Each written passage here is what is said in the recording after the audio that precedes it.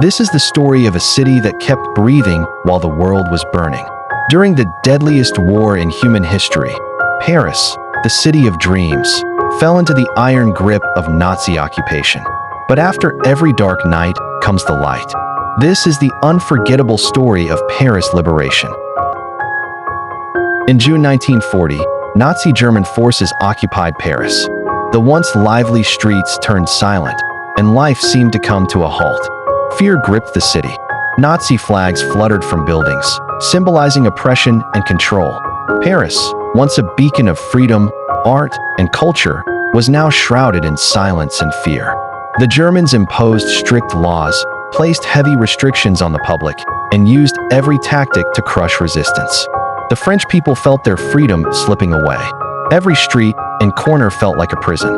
Speech, writing, and even thoughts were under surveillance. These early days of Nazi occupation were extremely difficult and terrifying for the people of Paris. It was a time when a great city was engulfed in the darkness of silence and tyranny.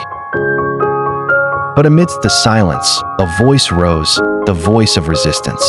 The French resistance worked in secret, and General Charles de Gaulle inspired hope from London. In June 1944, Allied forces landed in France, and the Nazis began to retreat. On August 25, 1944, the people of Paris flooded the streets. The French flag was raised once again. Nazi forces fled the city.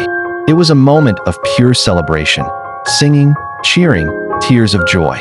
Charles de Gaulle marched through the Champs-Élysées and declared, "Paris is liberated." Today, Paris stands as a symbol of peace and freedom. But behind this freedom lies sacrifice, struggle, and memory. Liberation is not just a day, it is a continuous effort. Let us remember those moments that gave us the Paris we know today.